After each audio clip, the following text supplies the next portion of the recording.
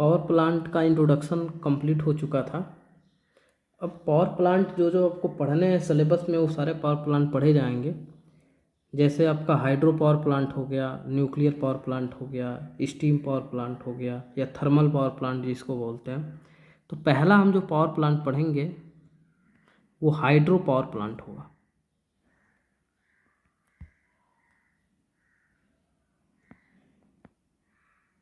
Hydro power plant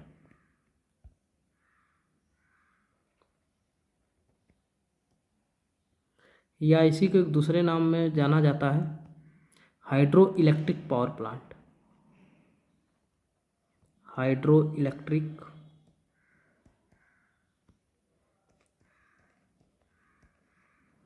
power plant. इस power plant में theory ज़्यादा है, ठीक है। तो थ्योरी आपको समझना है इसमें, क्योंकि थ्योरी इज इम्पॉर्टेंट। बाकी अदर जो पावर प्लांट हैं उसमें थोड़े से स्ट्रक्चर्स ज़्यादा होते हैं। इसमें आपको अच्छे समझते हुए चलना कि हाइड्रो इलेक्ट्रिक पावर प्लांट क्या होता है। पहले तो ये समझ लीजिए कि इसका यदि हाइड्रो इलेक्ट्रिक बोला जाए तो हाइड्रो का मतलब क्या हो गया, वाटर हो गया। ये वाटर है, वाटर से जो इलेक्ट्रिसिटी जनरेट की जाएगी वो आपका हाइड्रो इलेक्ट्रिक पावर प्लांट कहा जाएगा। तो कुछ इसके बेसिक्स हैं जो आप ध्यान समझिएगा। इसके पॉइंट्स हम लिख रहे हैं। Hydro electric power plant is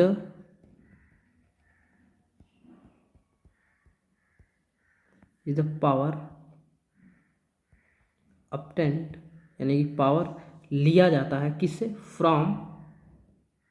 from the energy of falling water. ठीक है। इसका कहने का मतलब है कि हाइड्रो इलेक्ट्रिक पावर प्लांट में जो पावर लिया जाता है वो किसकी एनर्जी होती है, जो वाटर गिरता है या वाटर फॉलिंग माना वाटर पानी जो गिराया जाता है उसकी एनर्जी को लिया जाता है। ठीक है। नेक्स्ट पॉइंट इसमें ध्यान समझिए।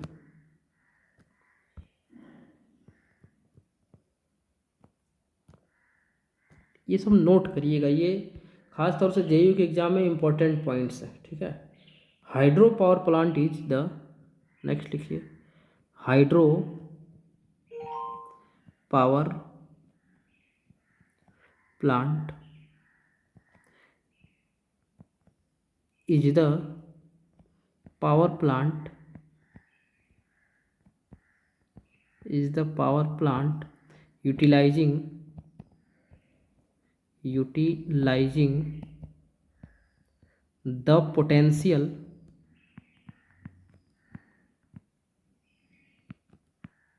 the potential energy of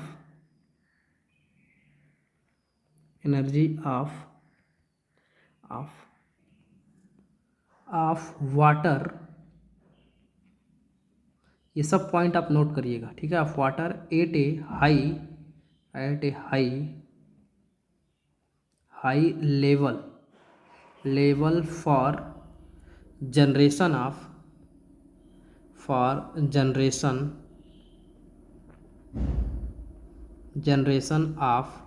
electric energy.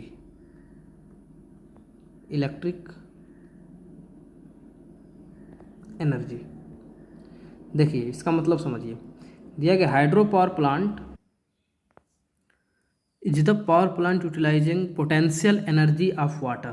ठीक है। हाइड्रो पावर प्लांट में जो पोटेंशियल एनर्जी वाटर का होता है उसका यूटिलाइज किया जाता है, उपयोग किया जाता है at a high level for generation of electric energy. आप हाई लेवल, एक ऊंचे लेवल पे जो एनर्जी होती है, जो वाटर होता है, उसकी पोटेंशियल एनर्जी को यूज करके हाइड्रो पावर प्लांट में जनरेशन किया जाता है इलेक्ट्रिकल एनर्जी का। ठीक है। नेक्स्ट पॉइंट देखिए,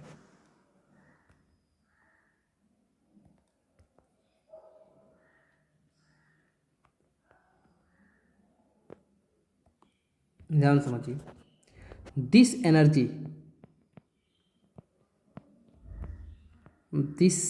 energy converted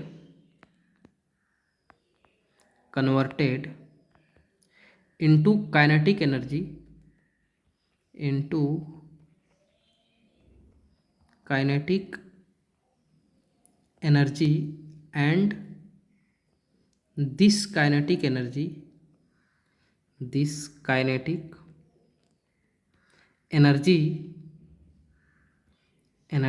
is converted into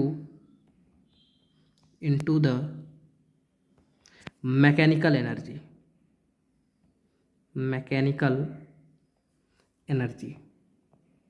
ध्यान से देखिएगा, ये भी बहुत इंपॉर्टेंट पॉइंट है। Mechanical energy by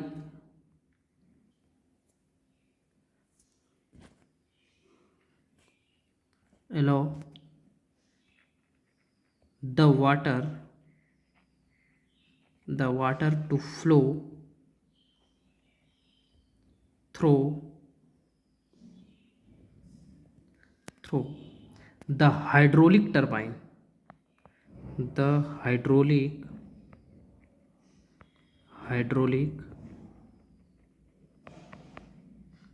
hydraulic turbine runner।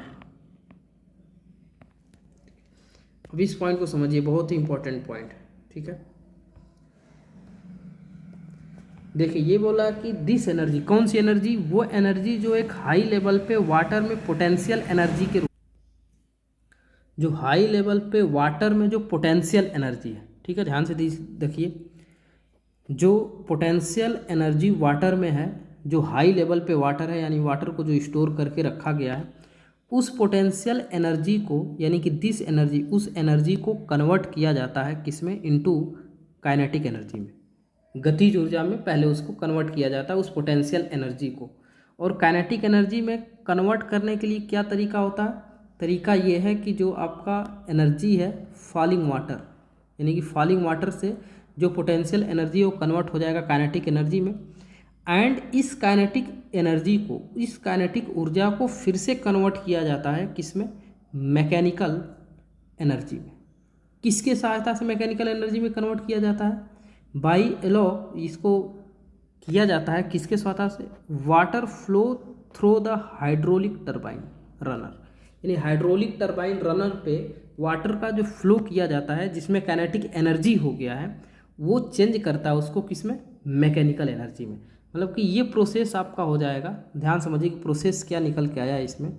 Process आपका ये निकल के आया है कि जो हाई लेवल पे, ध्यान समझिएगा, जो हाई लेवल पे वाटर स्टोर है, हाई लेवल पे वाटर स्टोर है, इस वाटर स्टोर में कौन सी एनर्जी है? Potential energy, potential energy. अब इस पोटेंशियल एनर्जी को कन्वर्ट किया जाता है किसमें? काइनेटिक एनर्जी में, काइनेटिक एनर्जी में, ठीक है। और इस काइनेटिक एनर्जी में कैसे किया जाता है? हाई लेवल से वाटर को गिराया जाता है, फॉलिंग किया जाता है, ठीक है, काइनेटिक एनर्जी में चेंज हो जाता है। अब इस काइनेटिक एनर्जी को मैकेनिकल एनर्जी में कन्वर्ट किया जाता है विद द हेल्प ऑफ किसके? हाइड्रोलिक टरबाइन रनर की सहायता से, मैकेनिकल एनर्जी। और यही मैकेनिकल एनर्जी किस में कन्वर्ट हो जाएगी? इलेक्ट्रिकल एनर्जी में, इलेक्ट्रिकल एनर्जी। तो यदि आपको ये क्वेश्चन करे कि बताइए कि जो टरबाइन लगता है, ठीक है, ध्यान समझिए, जो टरबाइन यूज किया जा रहा है, वो टरबाइन क्या करता है? टरबाइन का क्या करता है? काइनेटिक एनर्जी को कन्वर्ट करता है किसमें? मैकेनिकल एनर्जी में, विद द हेल्प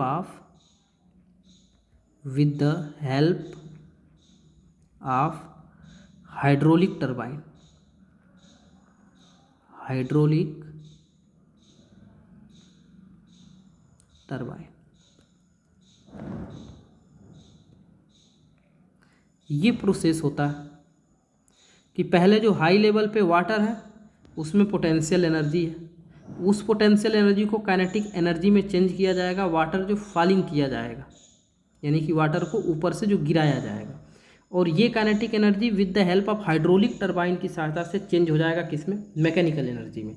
और फिर इस मैकेनिकल एनर्जी को हम चेंज करेंगे किसमें, इलेक्ट्रिकल एनर्जी में। किसकी सहायता से, तो आप जानते हैं कि इसको जो चेंज किया जाता है वो इलेक्ट्रिक जनरेटर का यूज किया जाता है, या आप बोलेंगे with the help of alternator. यहाँ लिख दे रहे हैं हम, विद द हेल्प ऑफ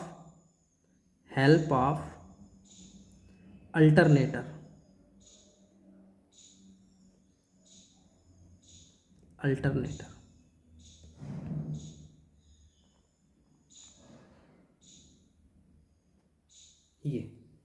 ये प्रोसेस अभी आप इतना ध्यान रखेंगे। जैसे जैसे कंसेप्ट अभी आगे बढ़ रहा है हम आपको बताते चल रहा है, ये सब नोट करेंगे। Theory is the most important है एग्जाम के दृष्टि से, ठीक है।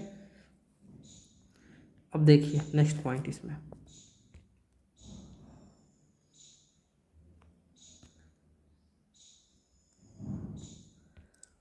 अब देखिए कि जो मैकेनिकल एनर्जी जो कन्वर्ट होगा, मैकेनिकल एनर्जी जो कन्वर्ट होगा उसकी सहायता से रन करेगा एक electric generator, run an electric generator. और वो जो पावर जनरेट करेगा वो मोस्ट है इंपॉर्टेंट है, ठीक है, ध्यान समझिए। P इक्वल टू के जो पावर जनरेट हुआ किसके द्वारा, इलेक्ट्रिक जनरेटर के द्वारा जो पावर जनरेट होगा उसका मान हम लिख रहे हैं, ठीक है। ये ओमेगा कह लीजिए या स्मॉल w है, QH ये एफिशिएंसी का सिंबल है, इनटू के 9.81, ये जी भी यहाँ पे कहीं कहीं लिखता है एग्जाम में, और यदि किलोवाट में आप लिखते हैं तो -3 हो जाएगा किलो वाट, नहीं तो वाट भी लिख सकते हैं आप। इसको ऐसे भी लिख सकते हैं कि P इक्वल टू के WQH इफिशियंसी सिंबल है, और इसको जी भी लिख सकते हैं, ठीक है, ऐसे करके जी 9.8 वाट, ठीक है। या आप ऐसे ही इसको लिख सकते हैं P इक्वल टू जो पावर जनरेट हो रहा है, ठीक है, WQH अभी बताते हैं क्या क्या है, एफिशिएंसी इंटू 9.81 वाट। वेरी वेरी इंपॉर्टेंट फार्मूला है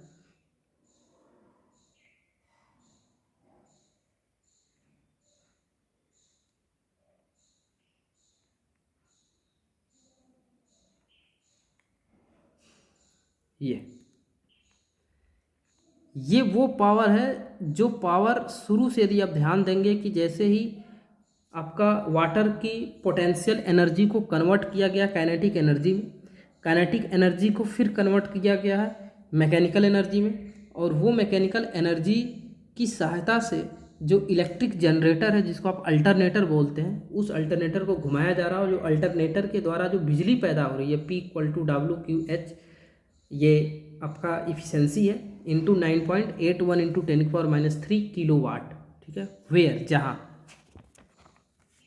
वेयर लिखिए, वेयर W को लिखिए, specific weight, specific weight, weight of water in, इसका यूनिट क्या होती है, kg/m³, ये ध्यान रखेंगे। Q को लिखिए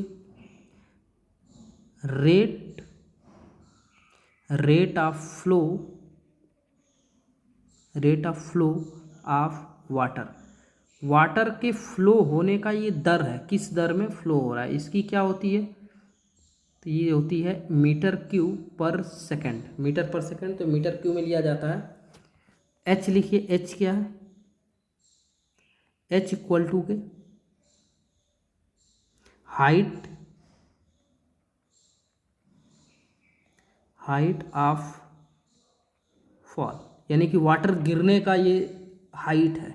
R इसको हेड भी बोलते हैं, हेड, जहाँ से वाटर को गिराया जाता है उसको हेड बोलते हैं। ये किस में होता है? ये मीटर में होता है। एन लिखिए इसको, ये इफिशियंसी है।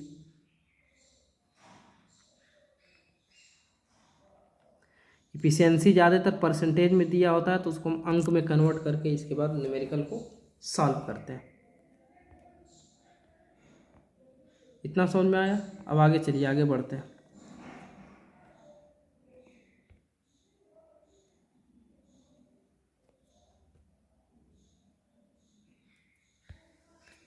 देखिए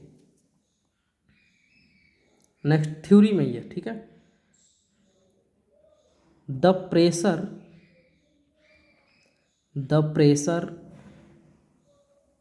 हेड ऑफ वाटर और kinetic energy of water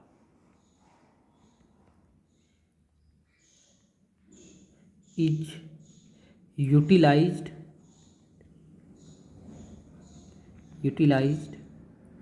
to drive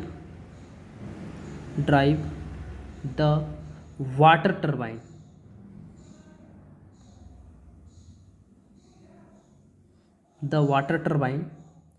coupled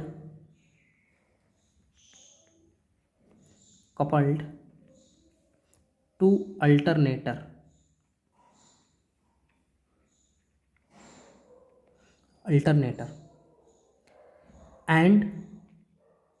and this alternator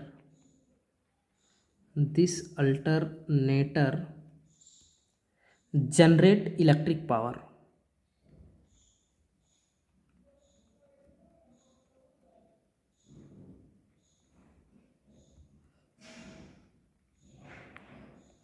ठीक है, दूसरा पॉइंट समझने से पहले इसको अच्छे से समझ लीजिए।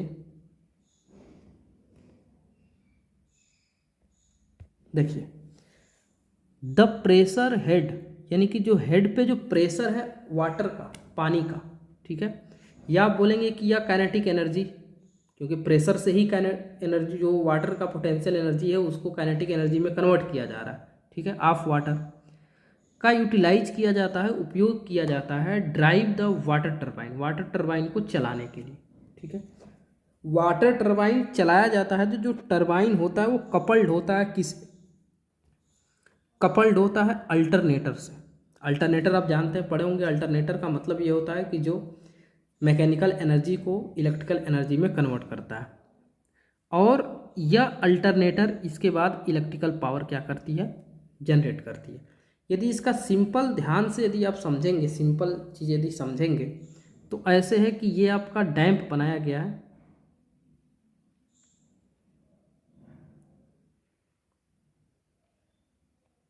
या इसका फिगर आप समझ लीजिए। एक मिनट ध्यान से रुकिए।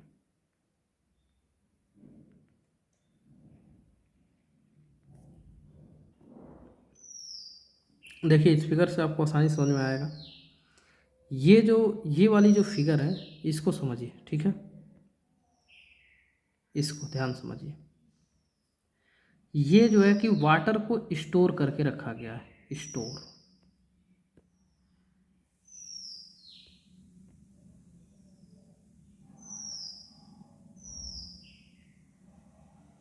ठीक है, स्टोर ऑफ वाटर। अब यहाँ से वाटर, ये डैम्प बनाया गया, इसको बांध बोलते हैं, ठीक है। ये वाला हिस्सा जो यहाँ से ये आपको दिखाई दे रहा है, ये डैम्प है, ठीक है। डैम्प बना के पानी को रोका गया है।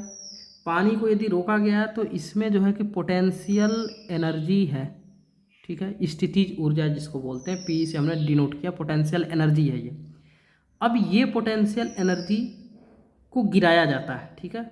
गिरेगा तो किस में कन्वर्ट होगा? ये काइनेटिक एनर्जी में। काइनेटिक एनर्जी को हमने के ई से दर्शा दिया। अब ये काइनेटिक एनर्जी ही यहाँ से वाटर जब अधिक होता गिराया जाता है, यहाँ से टरबाइन पे ऐसे गिराया जाएगा, ठीक है। यहाँ पे टरबाइन लगा हुआ है, टरबाइन जो काइनेटिक एनर्जी को, जो के ई है वाटर के, उसको कन्वर्ट कर दे रहा है किस में? मैकेनिकल एनर्जी में। ME में कन्वर्ट कर दे रहा है, ठीक है। कन्वर्ट करने के बाद उसका कनेक्शन जो वो कनेक्टिविटी है उसको कनेक्ट किया गया किससे, अल्टरनेटर से, और जो इलेक्ट्रिकल एनर्जी क्या कर रहा है, जनरेट कर रहा है, और ये आपके घरों में यहाँ से ट्रांसमिट किया जा रहा है और आपके घरों में इलेक्ट्रिकल एनर्जी जो है कि ऐसे करके पहुँच रहा है। यदि इसका दूसरा पिक्चर समझेंगे तो यही है, यहाँ पे इसको पहले स्टोर किया गया है, हाइड्रो इलेक्ट्रिक पावर प्लांट बनाया गया, बांध बनाया गया, बांध से पानी को गिराया जा रहा है, पानी को गिराया जाएगा टरबाइन पे, और टरबाइन जो KE है वाटर का, ठीक है, एक तरह से आप ये भी कह सकते हैं कि जो बांध है वो पोटेंशियल एनर्जी वाटर को, जो डैम्प है वो कन्वर्ट कर दे रहा है किस में, काइनेटिक एनर्जी में, और वो काइनेटिक एनर्जी टरबाइन पे जा रहा है, और टरबाइन किस में कन्वर्ट कर दे रहा है, मैकेनिकल एनर्जी को, और ये मैकेनिकल एनर्जी चला रहा है आपको किस चीज़ को, अल्टरनेटर को, और अल्टरनेटर इलेक्ट्रिकल एनर्जी में कन्वर्ट कर दे रहा है, और वही इलेक्ट्रिकल एनर्जी आपके घरों में, यहाँ पे जो आपके डोमेस्टिक हैं, जो होम है, इन घरों में जो है कि पहुँच रहा है।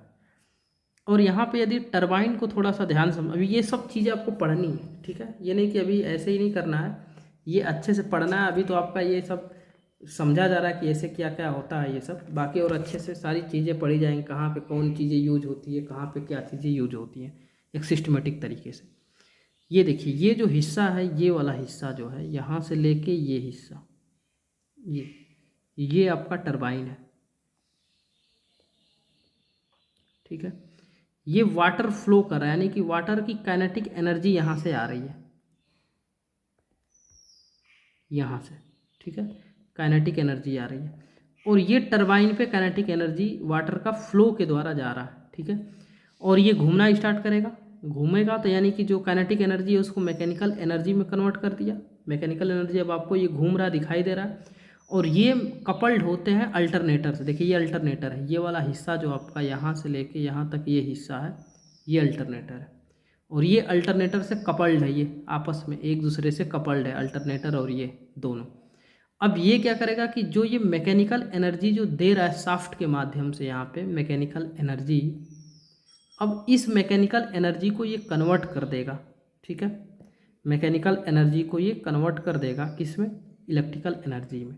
हमें यहाँ पे इसके टर्मिनल पे, जो टर्मिनल बॉक्स ये बना हुआ है, यहाँ पे हमें इलेक्ट्रिकल एनर्जी क्या होने लगेगा, मिलने लगेगा। तो ये एक तरह से प्रोसेस आपको केवल फिगर समझने के लिए हमने बता दिया है, बाकी ये जो है कि अभी हर एक पॉइंट को अच्छे से आगे समझा जाएगा, ठीक है। नेक्स्ट पॉइंट इसमें देखिए,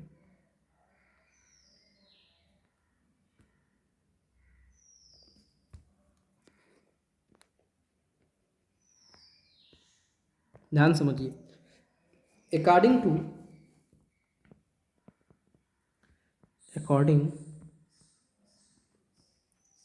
टू CEA, आपको पहले ही बता चुके हैं, CE का फुल फॉर्म क्या होता है, central electricity authority. The visual hydro power plant in India is 84,000 megawatt at 60% load factor. अब ये लोड फैक्टर क्या होता है ये आपको आगे पता चलेगा, अभी आप ऐसे जनरली समझिए। Load factor which is equivalent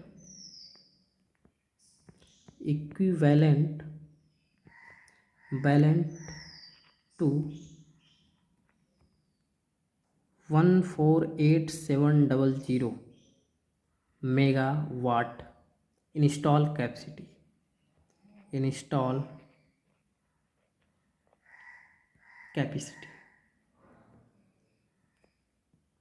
अब इसका मतलब समझ लीजिए।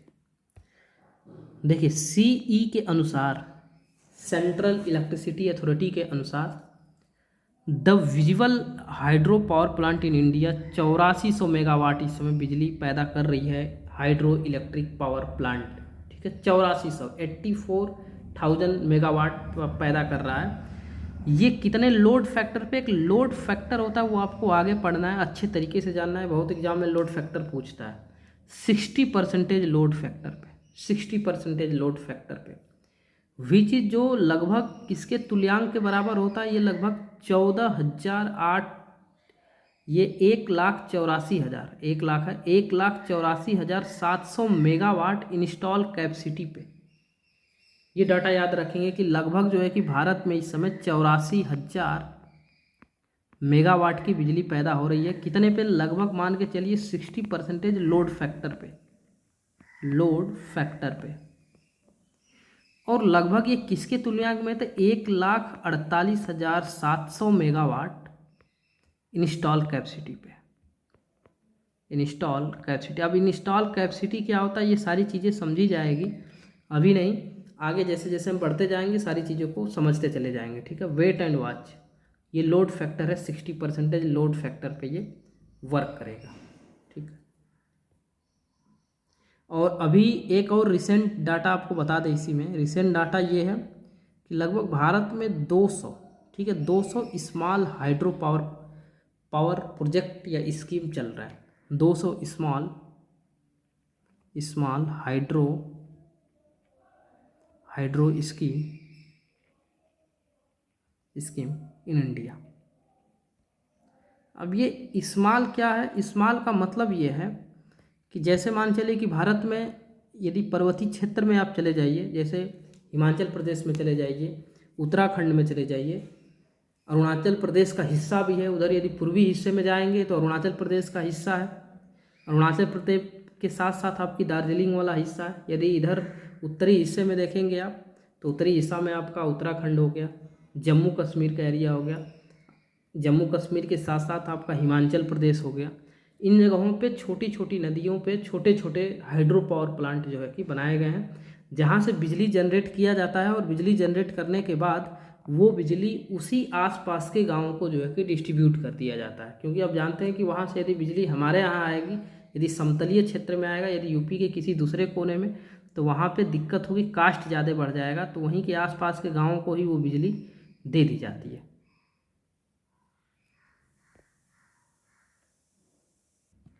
नेक्स्ट जो सबसे इम्पोर्टेंट पॉइंट है, मेरिट एंड डीमेरिट, हेडिंग दीजिए।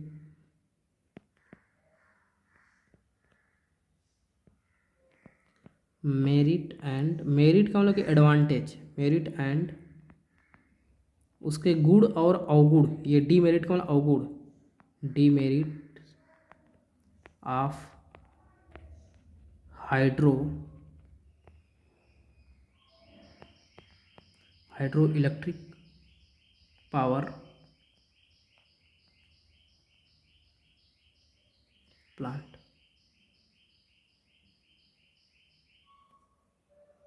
तो जो हम पहला पॉइंट देखेंगे, एडवांटेज का मतलब मेरिट, एडवांटेज, या इसी को बोलते हैं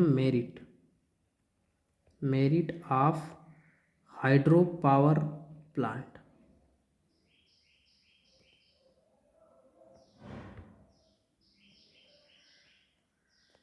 पहला देखिए, ध्यान समझिए, नो फ्यूल रिक्वायरमेंट, कोई भी ईंधन की ज़रूरत इसमें नहीं पड़ती है, ठीक है। नो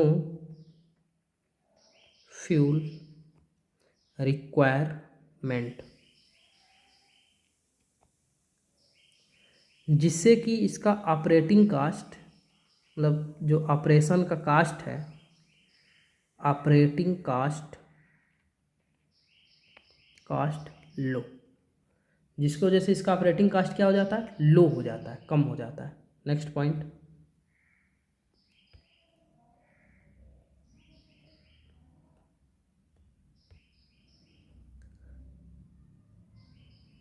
या इसी में देख लीजिए, ठीक है, फर्स्ट पॉइंट में ही देख लीजिए point,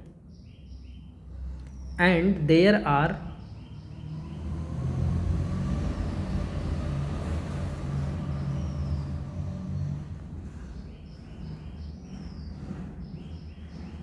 no problem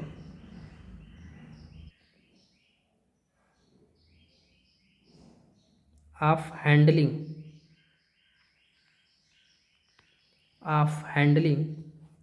and storage of fuel and disposal of S। ध्यान समझिए, मेरिट एंड डीमेरिट में दिया है कि नो फ्यूल रिक्वायरमेंट, कोई भी ईंधन की जरूरत नहीं पड़ती है, इसकी वजह से ऑपरेटिंग कास्ट क्या होती है, इसकी लो होती है। And there are no problem, कोई भी समस्या नहीं होती है इसके कारण से handling and storage of fuel and disposal of S.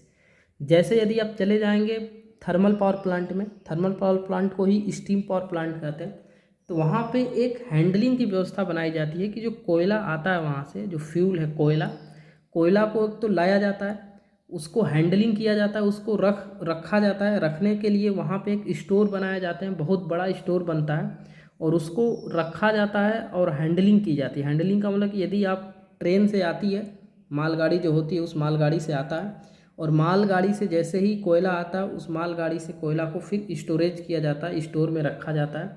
यदि स्टोर में नहीं रखा जाएगा तो अब जानते हैं कि इन्वायरमेंटल की वजह से उसकी स्ट्रेंथ घट जाएगी, बारिश में धूल धक्कड़ उस पर बैठेंगे या हवाओं से उड़ेगा तो उसकी स्ट्रेंथ घट जाएगी, तो घटने की वजह से उसको स्टोर करके रखा जाता है, एक स्टोर बनाया जाता है proper.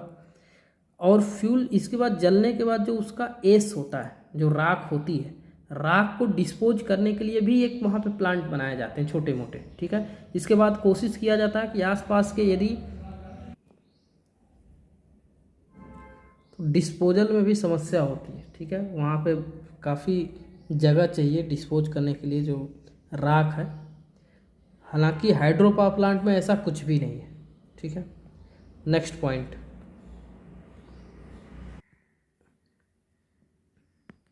Highly reliable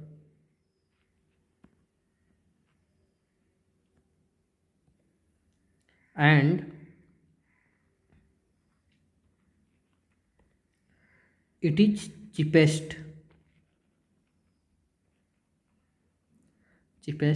in operation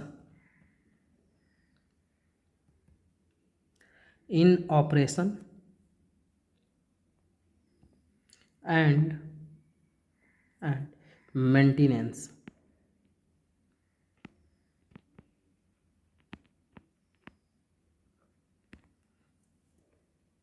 ठीक है।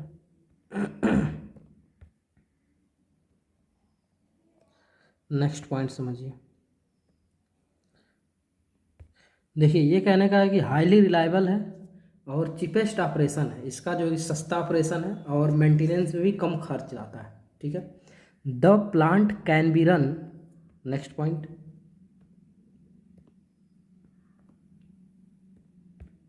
The plant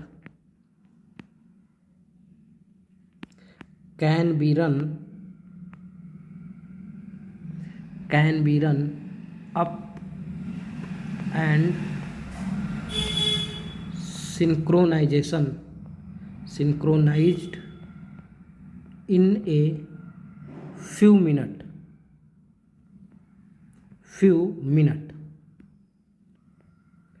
the plant can be run up a synchronised in a few minute, मतलब कुछ ही मिनट में सिंक्रोनाइज हो जाता है। सिंक्रोनाइजेशन क्या होता है, आपने मशीन में पढ़ा होगा, तो मशीन स्टार्ट करेंगे तो वो बताएंगे कि सिंक्रोनाइजेशन का मतलब कि सभी जैसे आपका अल्टरनेटर है और टरबाइन है उनका सिंक्रोनाइजेशन होना, पॉइंट कई होते हैं सिंक्रोनाइजेशन के लिए, वो सारे फुल अप होने चाहिए। Next point,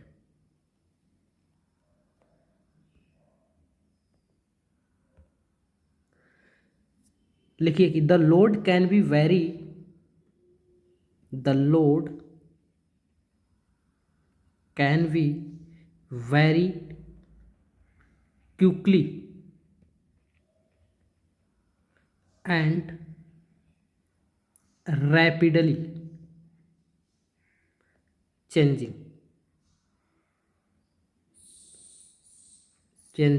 the load demand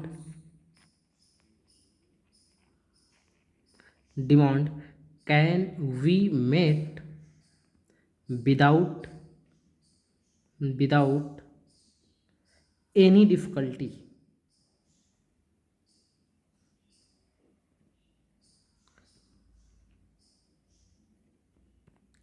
ये पॉइंट ध्यान समझिए।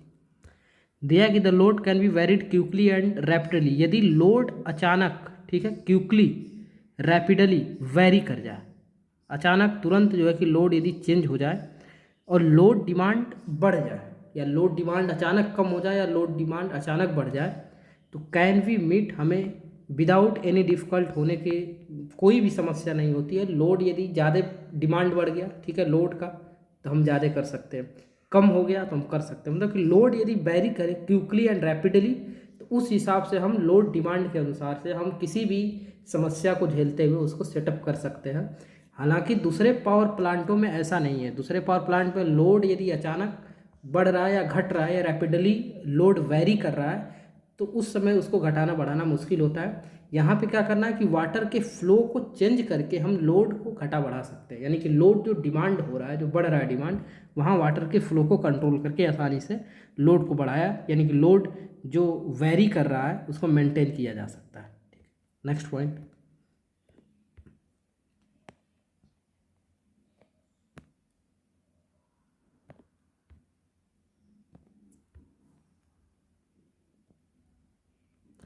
Very accurate governing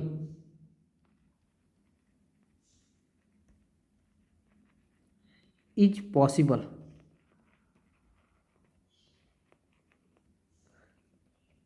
with water turbine.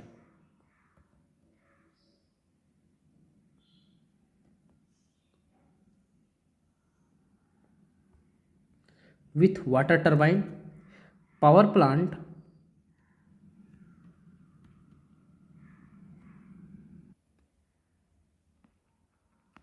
have constant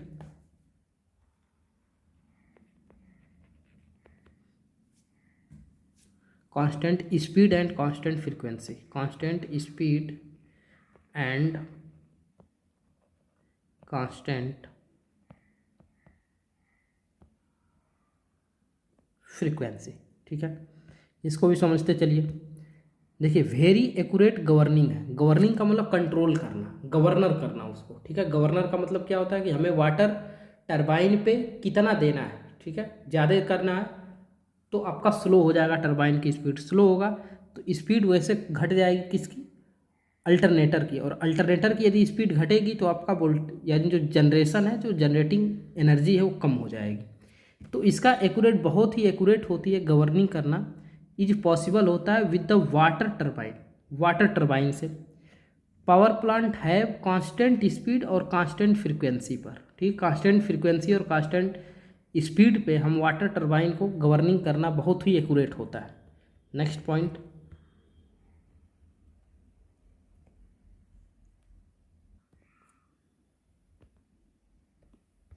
know stand by losses.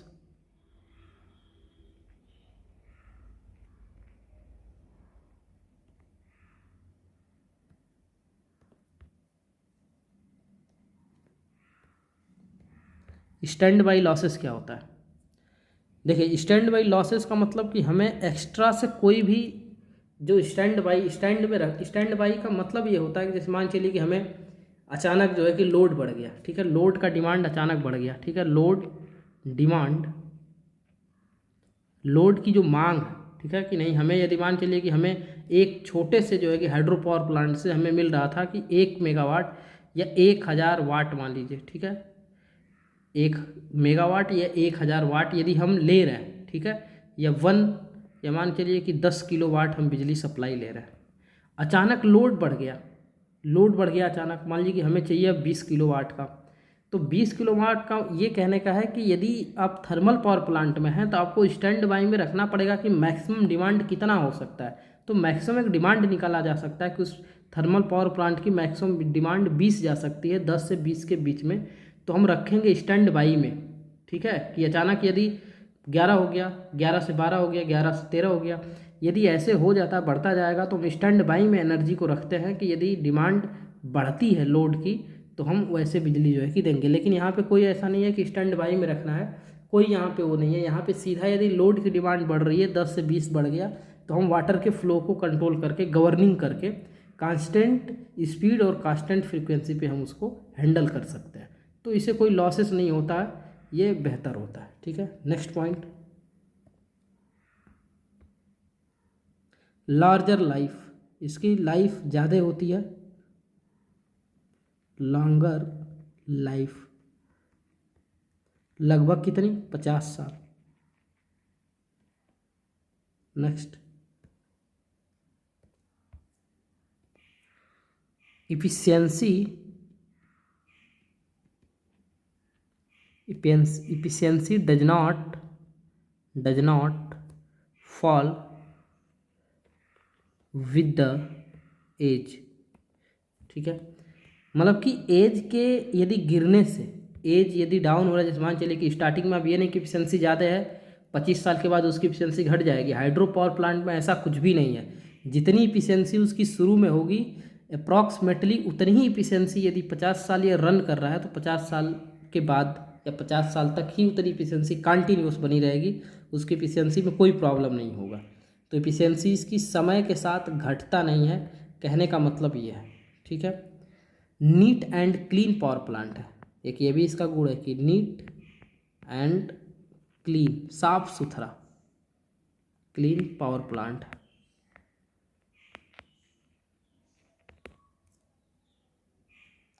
इसकी डीमेरिट्स देखिए,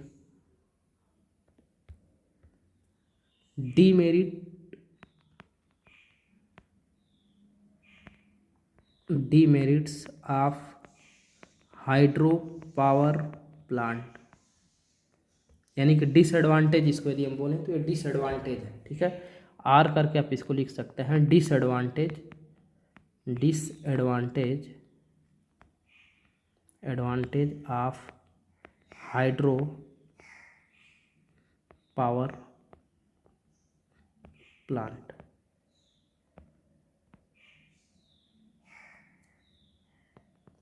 पहला पॉइंट, लार्ज एरिया, इसके लिए ज़्यादा एरिया चाहिए। ठीक है, लार्ज एरिया, क्योंकि आप जानते हैं कि डैम्प बनाना है, डैम्प के साथ पानी का स्टोरेज होना चाहिए, पानी के स्टोरेज के अलावा वहाँ पे सारी चीज़ें होनी चाहिए। ठीक है, कंस्ट्रक्शन कास्ट इसकी हाईली होगी, क्योंकि डैम्प बनाना है, डैम्प के लिए स्टोरेज से पानी का अच्छा खासा वहाँ पे बनाना है, तो कंस्ट्रक्शन, डैम्प बनाने में ज़्यादा पैसा चला जाता है, कंस्ट्रक्शन कास्ट हाईली होता है इसका, तो कंस्ट्रक्शन बनाने में ज़्यादा इसमें खर्च आता है। नेक्स्ट पॉइंट इसका डीमेरिट में, लॉन्ग ट्रांसमिशन लाइन रिक्वायरमेंट। अब ये कैसे होता है, लॉन्ग ट्रांसमिशन, मिशन की स्पेलिंग गलत है, मिशन लाइन रिक्वायरमेंट, इसको समझ लीजिए। देखिए, लॉन्ग ट्रांसमिशन लाइन रिक्वायरमेंट का मतलब ये है कि ये जो हाइड्रो पावर प्लांट जो बनाए जाते हैं, जो हाइड्रो पावर प्लांट जो बनते हैं वो आपके वहाँ बनाए जाते हैं जहाँ पे नदियाँ हैं। नदियाँ कहाँ पे, जैसे पहाड़ी क्षेत्रों में, और पहाड़ी क्षेत्रों में न तो ज़्यादा सिटी है न तो ज़्यादा ग्रामीण क्षेत्र है। यदि हम अरुणाचल प्रदेश में, या यदि बात करें हम हिमाचल प्रदेश में, या बात करते हैं हम जो है कि देहरादून की, उत्तराखंड में, तो उत्तराखंड के यदि पहाड़ियों पे नदी वहाँ से फ्लो होके आ रही है, तो यदि वहाँ पे नदी से बांध बना के वहाँ पे बिजली यदि पैदा किया जाएगा, तो वहाँ से बिजली पैदा किया जाएगा यदि, तो उसके आसपास न तो उतना डिमांड है लोड की, वहाँ डिमांड न ज़्यादा, ना इंडस्ट्री है वहाँ पे, पहाड़ों पे इंडस्ट्री नहीं है, इंडस्ट्रियल एरिया नहीं है, जब ज़्यादा डोमेस्टिक एरिया है, ना कमर्शियल एरिया है, तो वहाँ पे बिजली की ज़्यादा ज़रूरत नहीं है, तो वहाँ से सीधा ट्रांसमिशन किया जाएगा, उन क्षेत्रों में बिजली भेजी जाएगी जो समतलीय क्षेत्र हैं, जहाँ पे इंडस्ट्रियल एरिया है, जहाँ पे कमर्शियल एरिया है, जहाँ पे अधिक मात्रा में डोमेस्टिक एरियाज हैं, तो वहाँ भेजा जाएगा। तो इसके लिए लॉन्ग लॉन्ग दूरी बढ़ जाती है, डिस्टेंस बढ़ जाती है, जिसकी वजह से लॉन्ग ट्रांसमिशन करना पड़ता है हमें, ट्रांसमिशन करना पड़ता है। ठीक है, नेक्स्ट पॉइंट, तो इसका ये भी एक फीडबैक है।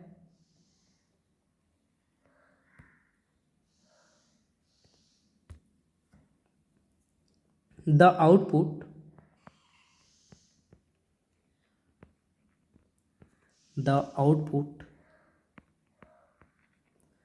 such a plants is never constant। इसका ये मतलब कहने का है कि जो इसका आउटपुट होता है प्लांट का, उसका कभी भी कांस्टेंट नहीं होगा। ये नहीं कि यदि हमें बिजली वहाँ पे 500 मेगावाट की बिजली मिल रही है, ठीक है, 500 यदि कम में मान चलिए कि हमें वहाँ पे जो है कि 70 या 100 मेगावाट की बिजली मिल रही है, 200 मेगावाट की बिजली मिल रही है, ठीक है, 200 मेगावाट की बिजली मिल रही है, तो अब ये फिक्स नहीं है कि हमेशा ही 200 मेगावाट की बिजली हमें मिलेगी। क्यों? क्योंकि आप जानते हैं कि ये जो बिजली जनरेशन जो हो रहा है वो डिपेंड कर रहा है वाटर के फ्लो पे, यानी वाटर पे। अब वाटर पे डिपेंड कर रहा है तो वाटर का लेवल घटता बढ़ता रहेगा। जैसे गर्मियों के मौसम में वाटर कम हो जाएगा लेवलिंग उसका, तो लेवलिंग यदि वाटर की मात्रा कम हो जाएगी तो प्रेशर उस पर कम बढ़ेगा, तो प्रेशर यदि कम बनेगा तो मान के चलिए काइनेटिक एनर्जी उसकी कम हो जाएगी, और काइनेटिक एनर्जी यदि कम होगी पानी की, वाटर की, तो मैकेनिकल एनर्जी कम जनरेट होगी, और मैकेनिकल एनर्जी यदि कम जनरेट होगी तो इलेक्ट्रिकल एनर्जी भी क्या होगा, कम पैदा होगा। तो ये, और बारिश के मौसम में बढ़ जाएगा। बारिश के मौसम में यदि हम 200 मेगावाट बिजली पैदा कर रहे हैं तो हो सकता है कि बारिश में हम जो है कि ये 250 कर दें, 250 मेगावाट की बिजली हमें मिलने लगे वहाँ पे। तो इस वजह से इसकी आउटपुट जो है कि फिक्स नहीं होती है कि नहीं आउटपुट यदि हमें 200 मेगावाट बिजली मिल रही है तो 200 मेगावाट ही बिजली मिलेगी, ऐसा नहीं है। ठीक है, वो घटता बढ़ता रहेगा ऑलवेज, हमेशा। बारिशों में कुछ और रहेगा, गर्मियों के मौसम में कुछ और रहेगा, ठंडियों के मौसम में कुछ और हो जाएगा, तो वो वहाँ पे फिक्स नहीं रहेगा। Next point, the film capacity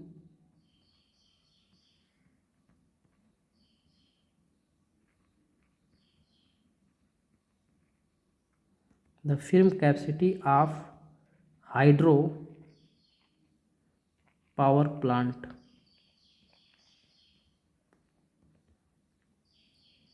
is low and so backup of backup by, ठीक है, backup by steam plants is essential.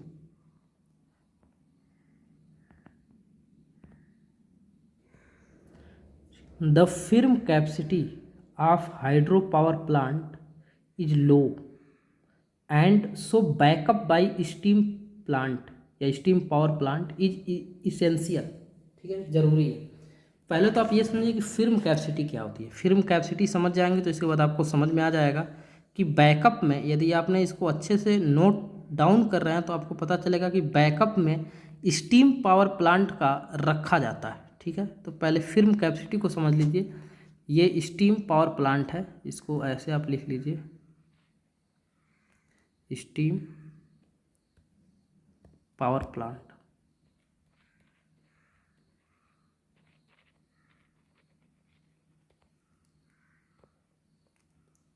Etch essential. Film capacity ध्यान समझिए, इसका डिफिनेशन लिख दे रहे हैं फिल्म कैपेसिटी का, बहुत ही इंपॉर्टेंट पॉइंट है ये। The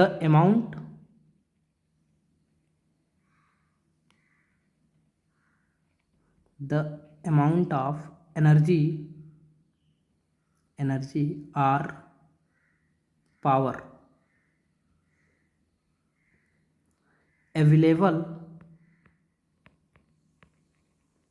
available for production or transmission which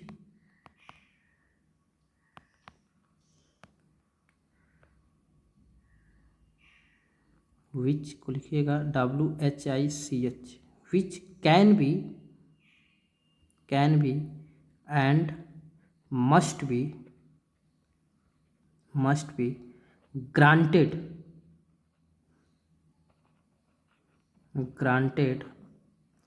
to be available at given time।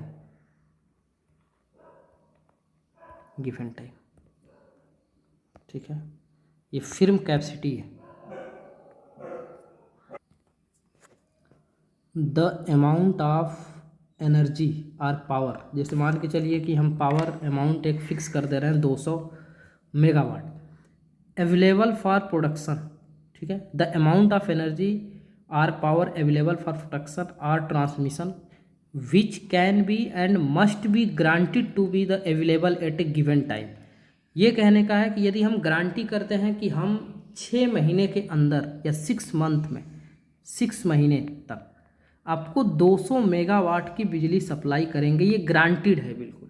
ठीक है, फिल्म कैपेसिटी हमारी, यदि हमने बता दिया कि हमारी फिल्म कैपेसिटी 200 मेगावाट की है और उस गिवन टाइम में यदि हम 200 मेगावाट जनरेट नहीं कर पाते हैं, क्योंकि आप जानते हैं कि डिपेंड ऑफ वाटर की मात्रा पे डिपेंड कर रहा है, तो यदि वाटर की मात्रा पे डिपेंड कर रहा है तो हमने जो फिल्म कैपेसिटी अपनी बताई है कि हमारी 200 मेगावाट है। यदि हम बोलें कि आपकी फिल्म कैपेसिटी क्या है, तो हम बोलेंगे हमारी फिल्म कैपेसिटी यदि आप 1 ईयर के लिए लेंगे तो 500 मेगावाट है। तो यदि 500 मेगावाट हमारी फिल्म कैपेसिटी है, या 6 महीने के लिए यदि हम बात करें कि 200 मेगावाट की हमारी फिल्म कैपेसिटी है, तो हम बैकअप में क्या करेंगे कि बैकअप में स्टीम पावर प्लांट रखते हैं। ठीक है, बैकअप में वहीं एक बगल में एक छोटा स्टीम पावर प्लांट बनाया जाता है। और ये रखना इसेंशियल इसलिए कि यदि फिल्म कैपेसिटी हमारे पावर प्लांट की, हाइड्रो पावर प्लांट की है, तो बैकअप में हमें स्टीम पावर प्लांट रखना ही पड़ेगा, क्योंकि ये जो कैपेसिटी है या जो बिजली का जनरेशन है वो सीधा और सीधा डिपेंड किस पे कर रहा है, सीधा डिपेंड वाटर की मात्रा पे कर रहा है। और वाटर की मात्रा पे यदि डिपेंड कर रहा है तो अब सोचिए कि वाटर का लेवल घटता बढ़ता रहेगा। यदि वाटर का लेवल घटता बढ़ तो ये ठीक है, तो फिल्म कैपेसिटी आप समझ गए। तो बैकअप में हमें स्टीम पावर प्लांट रखते हैं। ये हमेशा पूछता है एग्जाम में कि हाइड्रो पावर प्लांट के लिए बैकअप के लिए यदि फिल्म कैपेसिटी है तो बैकअप के लिए कौन से पावर प्लांट वहाँ पे बनाए जाते हैं, तो आप बताएंगे स्टीम पावर प्लांट बनाए जाते हैं, या थर्मल पावर प्लांट भी आप बताएंगे। ठीक है, नेक्स्ट जो टॉपिक है, इतना जानने के बाद उसका एडवांटेज और डिसएडवांटेज क्या होता है, तो जो नेक्स्ट हेडिंग आप डालिएगा, सिलेक्शन ऑफ साइट, किस साइट का सिलेक्शन किया जाएगा हाइड्रो पावर प्लांट बनाने के लिए। ठीक है, ये हेडिंग है। तो selection of site for hydro electric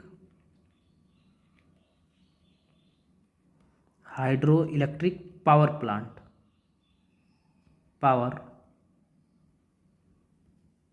plants.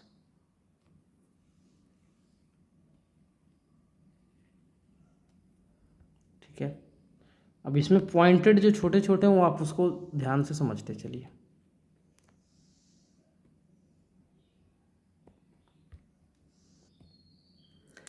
जो पहला होना चाहिए कि एबिलिटी ऑफ वाटर, सबसे मोस्ट इम्पॉर्टेंट है कि यदि आप हाइड्रो इलेक्ट्रिक पावर प्लांट का साइट आप सिलेक्शन कर रहे हैं तो आपको ये चीज़ें ध्यान रखना पड़ेगा कि एबिलिटी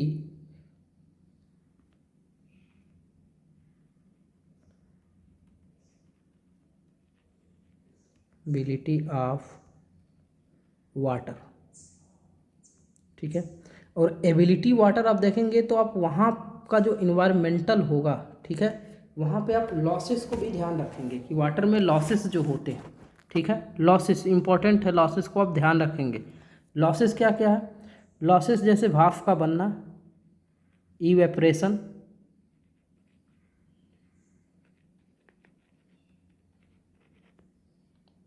एंड सीपेज। ठीक है, मतलब कि यदि हम वाटर का वहाँ एबिलिटी हो और पानी को यदि हम इकट्ठा करें और उसकी इफिशिएंसी कम हो, तो इसका मतलब कि वाटर का लॉसेस हो रहा है। और वाटर का लॉसेस जो हो रहा है वो लॉसेस 2 तरीके से हो सकता है, या तो इवेपोरेशन में हो रहा है, भाप का बनना, या सीपेज हो रहा है, कहीं ना कहीं पानी ज़मीन सोख ले रही है ज़्यादा से ज़्यादा मात्रा में। तो ये सारी चीज़ों का हम ध्यान रखेंगे selection of site of hydro electric power plant करते समय। नेक्स्ट पॉइंट ध्यान दीजिए, वाटर स्टोरेज पे ध्यान देंगे हम। वाटर स्टोरेज, और वाटर स्टोरेज ऐसे नहीं, ठीक है, कि ऐसे नहीं कि पानी इकट्ठा हो रहा है, ठीक है। वाटर स्टोरेज का हमेशा ध्यान देते समय वहाँ पे कई चीज़ों का ध्यान दिया जाता है और कई चीज़ें पढ़ी जाती हैं, उसकी स्टडी किया जाता है, ठीक है। जैसे हाइड्रोग्राफ, ये आपको पढ़ना है, अभी आगे मिलेगा। हाइड्रोग्राफ के बारे में आपको पढ़ना है। और मास करो, ठीक है। और इसके बाद जो नेक्स्ट आपको स्टडी करना रहता है वो जियोलॉजी की, वहाँ का जियोलॉजी, जियोग्राफिक देखेंगे, एंड टोपोलॉजी। ये सारी चीज़ें आपको आगे पढ़नी है, ठीक है। ये सब सारी स्टडी करने के बाद तो वहाँ पे डिसीजन लिया जाता है कि वाटर स्टोरेज वहाँ पे अच्छा है कि नहीं है, ठीक है। हाइड्रोग्राफ का अच्छे से स्टडी किया जाता है, मास कर्व जिसको बोलते हैं, जियोलॉजी और टोपोलॉजी का स्टडी करने के बाद वाटर स्टोरेज का वहाँ पे ध्यान दिया जाता है कि अच्छा खासा है तो तब तो ठीक है। इसके बाद एक पॉइंट और ध्यान रखा जाता है कि जो लोड है आपका, वहाँ से डिस्टेंस बहुत ज़्यादा तो नहीं पड़ जा रहा है जिन्हें कि ट्रांसमिशन में बहुत ज़्यादा ना खर्च आ जाए, तो डिस्टेंस भी ध्यान रखी जाती है। तो डिस्टेंस फ्रॉम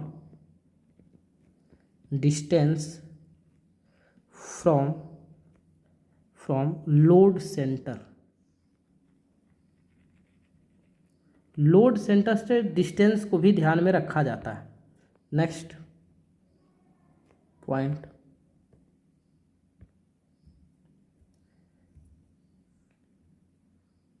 वाटर पॉल्यूशन का भी ध्यान रखा जाता है।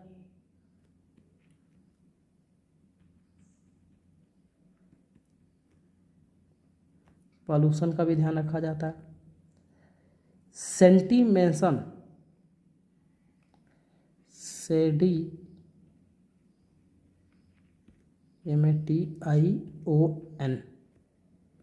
अवसाद जिसको बोलते हैं, यदि आप पढ़े होंगे अवसादन तो जानते होंगे। सेंटीमेंटेशन का ये होता है कि उसमें ये ना हो कि बहुत ज़्यादा मात्रा में काई जमा होने लगे, ये ना हो कि ज़्यादा मात्रा में कचरा इकट्ठा हो, या पत्थरों से जो रॉ मटेरियल जो आता है, या कीचड़ जिसको बोलते हैं, सैंड जिसको बोलते हैं, मलबा जिसको बोलते हैं, वो बहुत ज़्यादा पानी में तो नहीं इकट्ठा हो रहा है, या पानी में बन रहा है, या पानी में कहीं से पर्वतों से पहाड़ों से होके तो नहीं आ रहा है। तो इन सारी चीज़ों का ध्यान दिया जाता है, ठीक है। और लैब भी, वहाँ पे लैब भी बनाए जाते हैं, लैब का भी ध्यान रखा जाता है कि वहाँ पे ये ना हो कि पानी में कोई जहरीली चीज़ें बन रही हों, कोई केमिकल हो, रिएक्शन कर रहा हो। तो ये सब सारी चीज़ों को ध्यान में रखा जाता है। वहाँ पे एबिलिटी ऑफ लैब भी किया जाता है, ठीक है। एबिलिटी ऑफ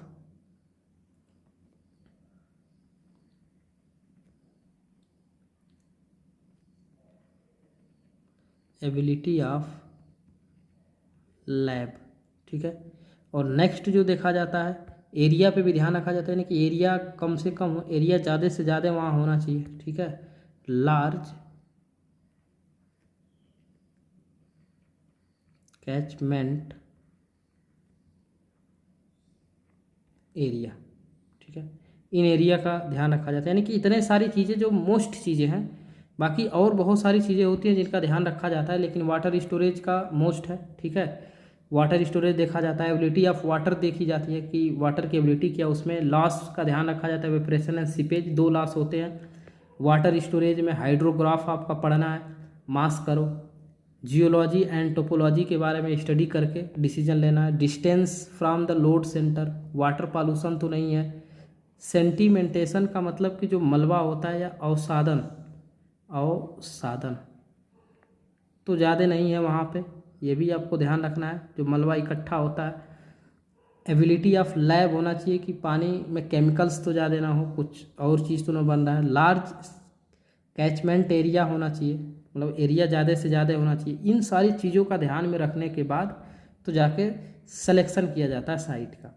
अब हमें क्या पढ़ना है कि अब वहाँ पे देखना हाइड्रोलॉजी के बारे में, सोचना कि हाइड्रोलॉजी क्या होता है। हाइड्रोलॉजी पढ़ने के बाद आप जियोलॉजी टोपोलॉजी पढ़ने के बाद इसके बाद फिर आगे बढ़ जाएगा। तो जो एक फार्मूला जो मिला है कि जो पावर जनरेट होता है P = K, WH आपका फिर इफिशियंसी है, हेड है, ये सारे फार्मूले जो मिले हैं, इस फार्मूले पे थोड़ा सा क्वेश्चन भी न्यूमेरिकल देख लिया जाए, इसके बाद नेक्स्ट लेक्चर में पढ़ा जाएगा इसके आगे के सीजन को।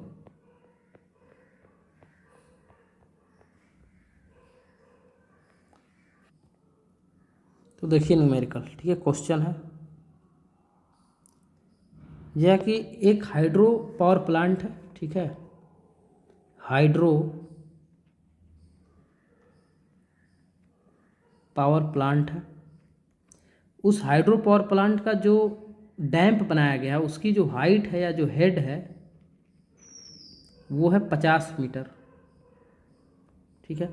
और वहाँ से जो पानी छोड़ा जा रहा है, जो डिस्चार्ज हो रहा है पानी, discharge of water, discharge of जो वाटर है वो 94 मीटर क्यूब पर सेकंड है, ठीक है। अब पूछा ये है कि बताइए कि जो आपका पावर वहाँ से जनरेट होगा P, उसका मान कितना होगा, ये, ठीक है। तो इसका सॉल्यूशन करते हैं हम, देखते हैं कि क्या सॉल्व होगा। ध्यान से समझिएगा इसको। देखिए, एक तो आपका जो पावर जो जनरेट होता है उसका जो फार्मूला होता है, ठीक है, पावर का जो जनरेशन है उसका फार्मूला क्या होता है, P इक्वल टू के स्पेसिफिक वेट है, ये स्पेसिफिक वेट ऑफ वाटर, ये इफिशिएंसी है, डिस्चार्ज है, हाइट है, इंटू 9.81 इंटू के 10 के पावर माइनस के 3 किलो वाट, इतना पावर जनरेट होता है, ठीक है। तो आपको दिया क्या क्या, ध्यान समझिए। एच का मान दिया है, मीटर में दिया है, सही है, 50 मीटर है, अच्छा है, मीटर में होना चाहिए यूनिट इसकी। डिस्चार्ज ऑफ वाटर ये दिया क्यू, क्यू इक्वल टू के 94 मीटर क्यूब पर सेकंड, ये दो चीज़ केवल दिया है। इसके बाद आपको क्या क्या नहीं दिया, एक तो आपका इफिशिएंसी नहीं दिया है क्या होगा, और एक आपका W नहीं दिया है कि क्या होगा, स्पेसिफिक वेट ऑफ वाटर, जिसकी यूनिट क्या होती है, यूनिट आपको बताया गया था केजी पर मीटर क्यूब। तो हमेशा ध्यान रखिएगा कि यदि, ठीक है, इंपॉर्टेंट पॉइंट है, वाटर का स्पेसिफिक वेट नहीं देता है तो उसका वेट फिक्स होता है, वो होता है आपका 1000 kg, यानी कि वाटर की डेंसिटी जिसको बोलते हैं, ठीक है, स्पेसिफिक वेट या डेंसिटी मीटर क्यूब।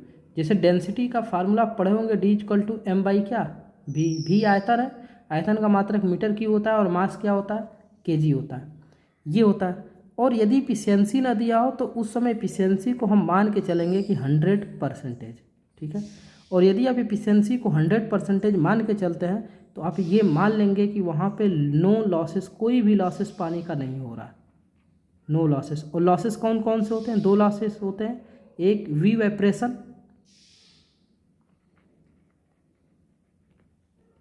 वेपरेशन जीरो है, और सिपेज, सिपेज भी क्या होगा तब उस समय, जीरो होगा। तो इसका मतलब कि आप ये समझ गए कि जो एफिशिएंसी यदि इतनी दी हुई है तो ए हो जाएगा 1, यदि इसको हटाएंगे परसेंटेज को तो पावर का जो निकल के आएगा P इक्वल टू, मान रख दे सबका, बस हो जाएगा, कैलकुलेशन आप कर लेंगे तो कैलकुलेशन करिए, इसके जगह रखिए 1000 इंटू एफिशिएंसी 19494, इसका मान दिया है, हेड आपका दिया है 50 मीटर इंटू 9.81 इंटू 10 के पावर माइनस 3 किलो वाट, ये कैलकुलेशन है। बस आप मतलब मेन कॉन्सेप्ट आपको समझ में आना चाहिए, बाकी तो सब कैलकुलेशन बेस्ड है, कोई उसमें ज़्यादा वो नहीं है। अब जानते हैं कि इससे इससे ये कैंसिल आउट हो जाएगा, आपका हो जाएगा 94 इंटू 50 इंटू 9.1 किलो वाट, तो पावर इक्वल टू के मल्टीप्लाई, ये हो जाएगा 46,107, ये 81 है किलो वाट। मेगावाट में इसको चेंज करना हो तो क्या करेंगे,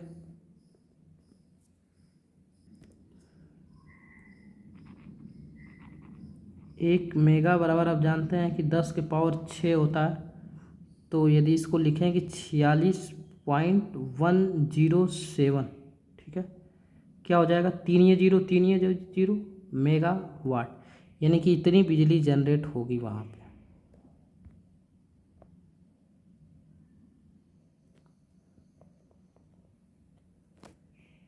ये इसका न्यूमेरिकल था। बाकी आगे नेक्स्ट लेक्चर में हम देखते हैं इसका पूरा अरेंजमेंट अच्छे से और हाइड्रोलॉजी के बारे में, और आपका मास करो को समझा जाएगा अच्छे से। बाकी आप इसको अच्छे से कवर करिए। धन्यवाद। और चैनल को सब्सक्राइब करिए, शेयर करिए और लेक्चर को लाइक करिए।